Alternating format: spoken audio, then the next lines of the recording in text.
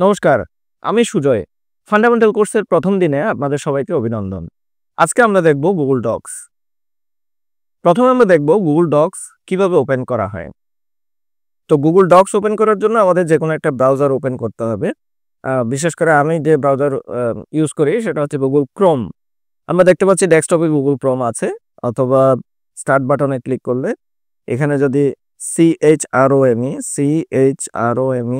Chrome লেখার সাথে সাথেই গুগল ক্রোম চলে আসবে। গুগল ক্রোমে ক্লিক করার সাথে সাথেই গুগল ক্রোমের যে কোনো একটা ইন্টারফেস ওপেন হবে। আমার এখানে আমি এই ইন্টারফেসটা করে রেখেছি, আপনার এখানে এই ছবিটা আমি দিয়ে রেখেছি। আপনারা চাইলে নিজেদের ইচ্ছে মতো ছবি দিতে পারেন। তো এখানে আমরা দেখতে পাচ্ছি গুগল অ্যাপস আইকনে ক্লিক করলেই ড্রপডাউন মেনু আসবে। এখান থেকে আমরা গুগল ডক্সে ক্লিক করব। গুগল ডক্স ইন্টারফেস আমাদের সামনে চলে আসলো। প্রথমে কিছু থিম আমরা দেখতে পাচ্ছি। টেমপ্লেট গ্যালারি থেকে অনেকগুলো থিম ব্যবহার করা যায়। এই পার্টে আমরা পরবর্তীতে যাব। আমরা ব্ল্যাঙ্ক ডকুমেন্ট নিয়ে কাজ করার পর এটা যখন আমরা সেভ করব, এই ফাইলটা কোথায় গিয়ে সেভ হবে এই বিষয়টাও আমাদের দেখতে হবে। তাহলে প্রথমে আমরা ব্ল্যাঙ্ক ডকুমেন্ট নিয়ে কাজ করি। ব্ল্যাঙ্ক ডকুমেন্টে ক্লিক করলাম, একটা ডকুমেন্ট আসলো। এখানে দেখা যাচ্ছে এটা আনটাইটেল ডকুমেন্ট। তো আনটাইটেল ডকুমেন্ট ঠিক এই অংশে আমরা রিনেম করতে পারি। একটা ক্লিক করলেই এটা সিলেক্ট হয়ে যাবে। আমরা এটাকে রিনেম করতে পারি। আমরা দিলাম CLASS ক্লাস 1 নামটা দিয়ে আমরা বাইরে কোথাও ক্লিক করব, তাহলে এটা সেভ হয়ে যাবে। আপনারা দেখতে পাচ্ছেন এখানে সেভ টু ড্রাইভ, এটা ড্রাইভে সেভ হয়ে গেল। এখন চলুন দেখি এই ফাইলটা কোথায় গিয়ে সেভ হলো। এই ফাইলের লোকেশন যদি আমরা বের করতে যাই, আমাদের ওপেন করতে হবে গুগল ড্রাইভ। আমরা নতুন একটা ট্যাব নিলাম।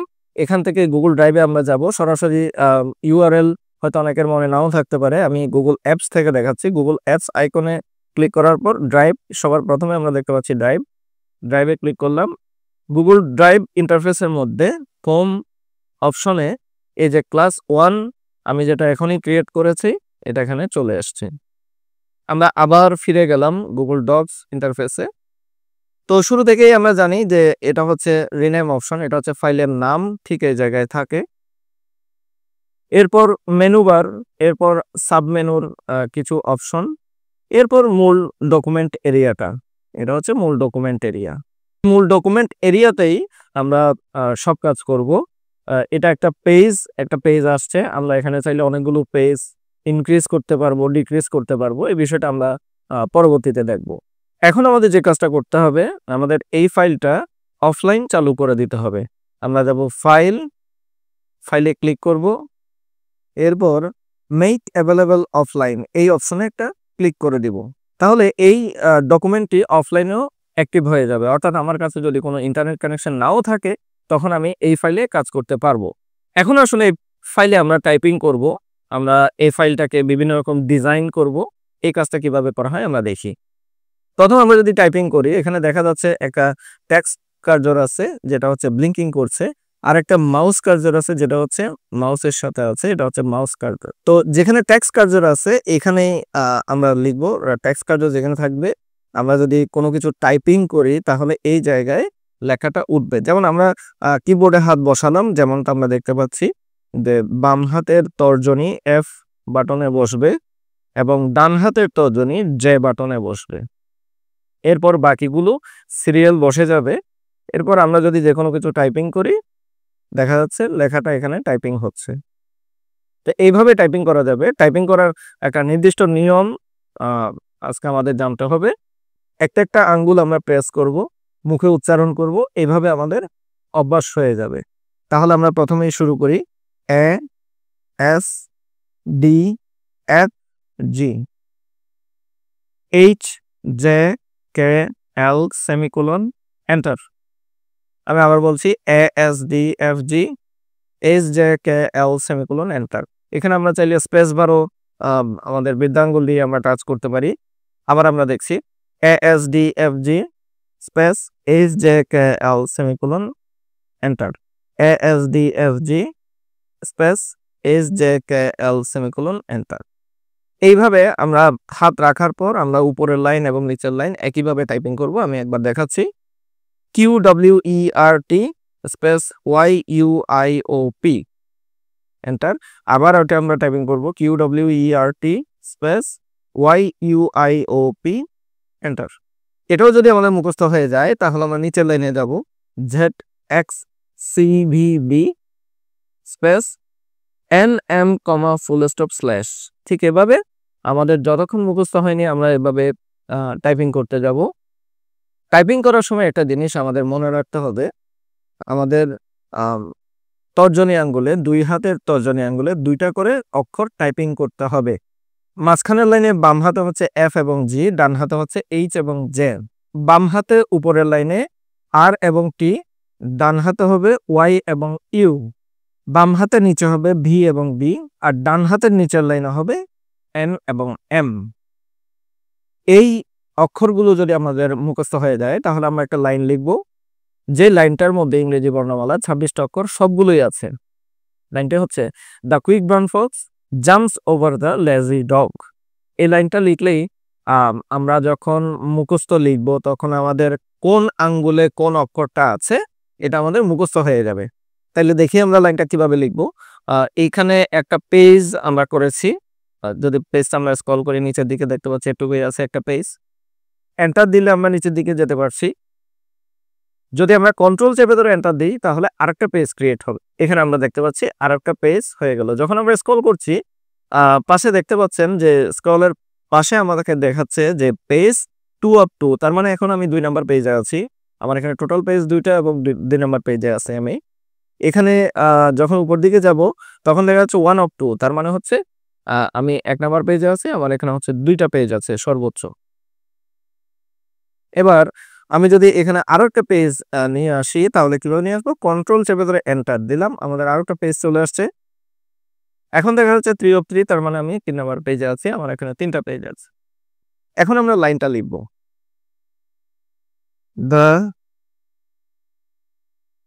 The quick BROWN brown fox JUMPS jumps over the LZY lazy dog। আমরা এইভাবে লিখলাম, এন্টার দিলাম, নিচের লাইনে আসলাম, আবার লিখলাম।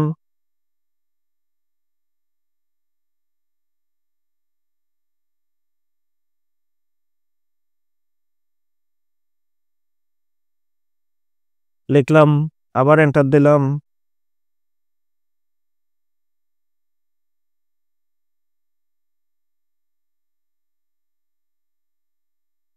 এভাবে আমরা লিখলাম। তো এইভাবে আপনি যদি প্রতিদিন লিখতে থাকেন তাহলে কিন্তু আপনার হাতের স্পিড চলে আসবে। আমরা স্মার্ট ওয়েতে লিখবো, তবে আগে আমাদের ম্যানুয়ালি লিখতে হবে, ম্যানুয়ালি লেখাটা আমাদের জানতে হবে।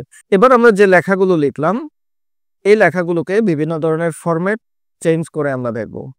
কি ধরনের ফরম্যাট চেঞ্জ করা যায়, বোল্ড, ইটালিক, আন্ডারলাইন করা যায়, ফন্টটাকে অন্য একটা ফন্ট ডিজাইন পরিবর্তন করা যায়, প্যারাগ্রাফের লাইন স্পেসিং বাড়ানো কমানো যায়, ক্যারেক্টারের লাইন স্পেসিং বাড়ানো কমানো যায়, ফন্ট সাইজ বড় ছোট করা যায়, ইত্যাদি কাজগুলো করা যায়। তাহলে আসলে দেখি এই কাজগুলো কিভাবে করা হয়। আমি যে কোনো একটা লাইন সিলেক্ট করলাম, মাউস দিয়ে সিলেক্ট করলাম, কিংবা আমি যদি কিবোর্ডে সিলেক্ট করতে যাই শিফট বাটন চেপে ধরে অ্যারো কি চাপবো, সিলেক্ট হতে থাকবে। এভাবে আমরা যে কোনো এক পদ্ধতিতে আমরা সিলেক্ট করতে পারি। সিলেক্ট করলাম, এরপর উপরে এই অংশে আমরা দেখতে পাচ্ছি BIU A, এগুলো সবগুলো হচ্ছে ফরম্যাটিং। আমরা শুরু থেকে দেখি যে এরিয়াল, এখানে এরিয়াল হচ্ছে ফন্টের নাম। এখন এই ফন্টটা এরিয়াল ফন্ট আছে, আমরা চাইলে এখান থেকে চেঞ্জ করে দিতে পারি যে কোনো একটা ফন্ট। গুগল ডক্স যে ফন্টগুলো সাপোর্ট করে এরকম ফন্ট আমাদের ব্যবহার করতে হবে। তো এখানে যে কোনো একটা ফন্ট আমরা ক্লিক করে দিলেই, যেমন আমরা যে কোনো একটা ফন্ট, এই ফন্ট আমরা ক্লিক করে দিলাম, ডিজাইনটা পরিবর্তন হয়ে গেল।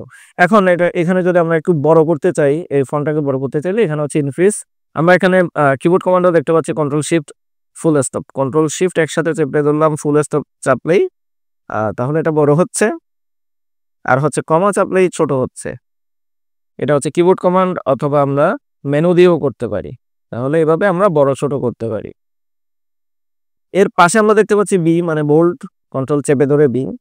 এখানে আমরা প্রত্যেকটা মেনু কমান্ডের মধ্যে এই ধরনের কার্য নিয়ে আসলে আমাদেরকে কিবোর্ড কমান্ডটা দেখাবে। তাহলে বিতে চাপলে বোল্ড অ্যাক্টিভ হবে, আবার বিতে চাপলে ডিঅ্যাক্টিভ হবে। এভাবে প্রত্যেকটা অপশনে একবার চাপলে অ্যাক্টিভ হবে, দ্বিতীয়বার চাপলে ডিঅ্যাক্টিভ হবে।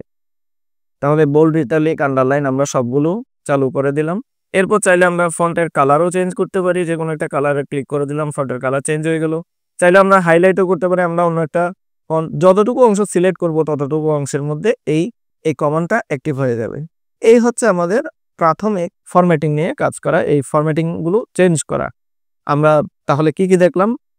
ফন্ট পরিবর্তন করা, মানে ফন্টের ডিজাইন পরিবর্তন করা, ফন্টের সাইজ ইনক্রিজ ডিক্রিজ করা, বোল্ড করা, ইটালিক করা, ফন্টের কালার করা এবং হচ্ছে ফন্টকে আন্ডারলাইন করা। এবার আমরা দেখব কম্পিউটারে কাজ করার ক্ষেত্রে সবচেয়ে জরুরি যে অপশনটি ব্যবহার করা হয়, কাট কপি পেস্ট। যে কোনো একটা অংশকে আমরা সিলেক্ট করলাম, আমরা ধরে নিলাম যে ফক্স জাম্পস, এই দুটো শব্দ আমরা একেবারে লেখার শেষ প্রান্তে নিয়ে আসব। এডিট অপশনে গেলাম, যদি আমরা কাট করি এই শব্দ দুটো এখানে থাকবে না, যেখানে পেস্ট করব ওখানে চলে যাবে। আর যদি কপি করি এই দুটো শব্দ এখানেও থাকবে, আবার যেখানে পেস্ট করব ওখানেও চলে যাবে। তাহলে আমরা একটা একটা দেখি। প্রথমে কাট দিলাম, দুটো শব্দ মুছে গেল কিন্তু কম্পিউটারের মেমোরিতে থেকে গেল। আমরা কার্সর রাখলাম সবার শেষে, এই জায়গায় কার্সর রাখলাম, আমার প্রয়োজন হচ্ছে আমি এই জায়গায় নিয়ে আসব, একটা স্পেস দিলাম। এরপর এডিট অপশনে ক্লিক করলাম, পেস্ট অপশনে ক্লিক করলাম। এই দুটো শব্দ আমরা দেখতে পাচ্ছি যা ফরম্যাট ছিল ঠিক একই ফরম্যাটে এখানে চলে আসছে। এতক্ষণ আমরা যে স্টেপগুলো করলাম, যে দুটো শব্দকে আমি নিচে নিয়ে আসলাম, এটাকে যদি আমি আবার ব্যাকে নিয়ে যেতে চাই তাহলে এটাকে বলে আনডু করা। এই আনডুটা কিভাবে করব? আমরা প্রথমে আমরা মেনু কমান্ডটা শিখবো, তারপর কিবোর্ড কমান্ড। তাহলে আমরা আনডু করব এডিট অপশনে ক্লিক করে। এখানে প্রথমেই আমরা দেখতে পাচ্ছি আনডু অপশনে ক্লিক করলাম, এখনো আমরা দেখতে পাচ্ছি না। আবার গেলাম আনডু, ক্লিক করলাম, এখনো দেখতে পাচ্ছি না। আবার আনডুতে ক্লিক করলাম, এখন দেখতে পাচ্ছি আগের জায়গায় ফিরে আসছি। যদি এমনটা হয় যে আমরা বেশি আনডু করে ফেলেছি, আমাদের এতটুকু তো আনডু করার ফলে দুটো শব্দ এখানে পাচ্ছি আমরা। যদি আমাদের মনে হয় আমরা আরো একটু বেশি আনডু করে ফেলেছি, যেমন প্রথমে আমি হাইলাইট করেছিলাম তারপর সিলেক্ট করেছিলাম, তো হাইলাইটটা উঠে গেল, এখন আমার এক স্টেপ সামনে যেতে হবে, যেটা হচ্ছে আনডু ছিল এখন রিডু করতে হবে। তাহলে রিডু করার জন্য আমরা যাব হচ্ছে এডিট, আবার হচ্ছে রিডু। বেশি স্টেপ পিছনে চলে গিয়েছিলাম, সেটা ছিল আনডু, আর এক স্টেপ সামনে আসলাম, এটা হচ্ছে রিডু। বাস, এটা হচ্ছে আনডু এবং রিডুর মধ্যে তফাৎ। কাজের সুবিধার্থে আমি এগুলোকে ফরম্যাটিং একই রকম করে ফেলবো। আমার প্রয়োজন হচ্ছে ঠিক এই জায়গার ফরম্যাটটা আমি সব জায়গায় অ্যাপ্লাই করে দিব। তাহলে এখানে যা ফরম্যাট আছে এটা যদি সব জায়গায় অ্যাপ্লাই হয়, আমি হয় এটাকে সিলেক্ট করব অথবা এখানে কার্সরটা রাখবো। এরপর ফরম্যাট পেইন্টারে ক্লিক করলেই আমার কার্সরের সাথে ফরম্যাট পেইন্টারের আইকনটা চলে আসলো, তার মানে এখানে এখন ফরম্যাটটা মেমোরিতে কপি হয়ে গেল। এবার একটু শুরু থেকে শেষ পর্যন্ত আমি এভাবে সিলেক্ট করে ছেড়ে দিলাম, আমার যেই ফরম্যাটের মধ্যে কার্সর ছিল ওই ফরম্যাটটা সব জায়গায় অ্যাপ্লাই হয়ে গেল। এখন আমরা এটাকে একটু বড় করলাম আমাদের কাজের সুবিধার্থে, যেটা আমরা নেক্সট কাজ করতে যাচ্ছি সেটা আমাদের দেখার সুবিধার্থে এটাকে একটু বড় করলাম। এটা সিলেক্ট করলাম, সিলেক্ট করে কপি পেস্ট করব আমরা, যাতে আমরা নেক্সট কাজটা আমরা বুঝতে পারি। এবার প্যারাগ্রাফ লাইন স্পেসিং, অর্থাৎ একটা প্যারাগ্রাফের মধ্যে একটা থেকে আরেকটা লাইনের দূরত্ব বাড়ানো কমানো, এটা আমরা কিভাবে করব এই কাজটা আমরা একটু দেখি। প্যারাগ্রাফ হবে কিভাবে, একটা লাইনের পরে আরেকটা লাইন যদি শুরু হয় তাহলে ওটা হবে প্যারাগ্রাফ। যেমন উপরেটা হচ্ছে প্যারাগ্রাফ, নিচেরগুলো হচ্ছে লাইন, প্রত্যেকটা লাইনে একটা প্যারাগ্রাফ। এখন আমরা যদি প্যারাগ্রাফের লাইন স্পেসিং চেঞ্জ করতে যাই, প্যারাগ্রাফকে সিলেক্ট করলাম অথবা কার্সর রাখলাম, যে কোনো একটা। তো আমরা সিলেক্ট করলাম, প্যারাগ্রাফের লাইন স্পেসিং চেঞ্জ করার জন্য আমরা যাব উপরে যেটা শর্টকাট আছে, এই শর্টকাটের মধ্যে আমরা দেখতে পাচ্ছি দ্বিতীয় আইকনটা, এখানে কার্সর নিয়ে গেলেই এখানে দেখাবে line spacing, line and paragraph spacing. Click করলাম, এখানে 1.5 লাইন আছে, সিঙ্গেল লাইনে ক্লিক করলে লাইনটা আরেকটু লাইন স্পেসিং আরেকটু কমে যাবে। আবার ক্লিক করলাম, এখানে 1.5 দিলাম, আরেকটু বেড়ে গেল। আবার ক্লিক করে যদি আমরা ডাবলে ক্লিক করি তাহলে আরেকটু বেড়ে গেল। এরপর আমাদের কাস্টম করে যদি আমাদের বাড়াতে হয়, কাস্টম স্পেসিং, এই কাস্টম স্পেসিং এ ক্লিক করার পর এখানে ওই যে ডাবল দিয়েছিলাম 2 আসছে, সিঙ্গেল মানে হচ্ছে 1। এখানে আমাদের ইচ্ছা মতো লাইন স্পেসিং যদি দিই, আমি এখানে 3 লাইন স্পেসিং দিলাম, অ্যাপ্লাই করলাম, আরো বেশি বেড়ে গেল। আমরা যদি আবার আগের মতো ফিরে যেতে চাই, লাইন স্পেসিং এ ক্লিক করে আমরা সিঙ্গেল করে দিলাম অথবা 1.15 করে দিলাম। ঠিক নিচের লাইনগুলো সিলেক্ট করে যদি আমরা লাইন স্পেসিং বাড়াই কিংবা কমাই, ওই ইফেক্টটা আমরা এখানে দেখতে পাবো। এই ডকুমেন্টকে সাজানোর জন্য অনেক সময় আমাদের শেপস নিয়ে কাজ করা লাগতে পারে। চলুন দেখি শেপস নিয়ে আমরা কিভাবে কাজ করব। আমরা নতুন একটা পেজে যাব, কন্ট্রোল চেপে এন্টার চাপলেই নতুন একটা পেজ চলে আসবে আমার এই ডকুমেন্টে। এরপর আমরা যাব ইনসার্ট ড্রয়িং, নিউ ড্রয়িং। আমরা দেখতে পাচ্ছি একটা ড্রয়িং অপশন চলে আসছে। এখান থেকে আমাদের প্রয়োজন অনুসারে শেপস আমরা নেব। আমরা যদি কিছু টেক্সট লিখতে চাই তাও লিখতে পারি।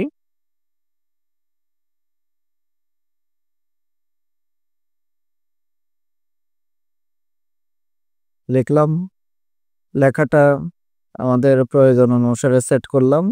এরপর সেভ এন্ড ক্লোজ করলেই যে ড্রয়িংটা একটু আগে আমরা করেছি এই ড্রয়িংটা এখানে চলে আসবে।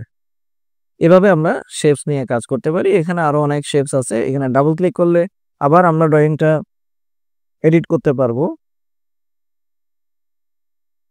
এখানে আরো অনেক শেপস আছে, আমাদের প্রয়োজন অনুসারে শেপস আমরা ব্যবহার করতে পারি, অথবা চাইলে আমরা নিউ ড্রয়িং নিয়ে আমরা শেপস ব্যবহার করতে পারি। এরপর ডকুমেন্টে কাজ করতে গেলে আমাদের বিভিন্ন টেবল নিয়ে কাজ করা লাগতে পারে। কিভাবে টেবল নিয়ে কাজ করব এই বিষয়টা আমরা দেখি। ইনসার্ট মেনু ওপেন করার পর আমরা যাব টেবল। এখানে যতগুলো আমাদের রো কলাম লাগবে আমরা ক্লিক করব। যেমন আমি এই জায়গায় কাজটা দেখেছি। এখন ক্লিক করলে কি কি আসবে? আমাদের 6টা কলাম আসবে, 4টা রো আসবে। আমরা দেখি, ক্লিক করলাম, 1 2 3 4 5 6, 6টা কলাম আসলো, 4টা রো আসলো। এখন প্রত্যেকটা রো কলামের মধ্যকার যে ঘরগুলো, এই ঘরগুলোকে বলা হয় সেল। এখান থেকে যদি আমরা বাড়াতে কমাতে চাই, জাস্ট এখানে প্লাস চিহ্নে ক্লিক করলে, একটা ক্লিক করলেই বাড়বে।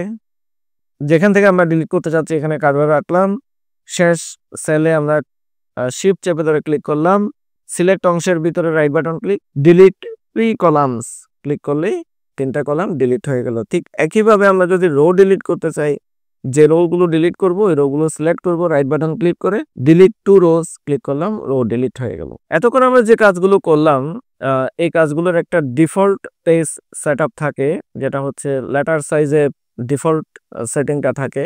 কিন্তু আমাদের বিভিন্ন অফিসিয়াল সেটআপে কাজ করতে হয়। অফিসিয়াল সেটআপটা হচ্ছে A4।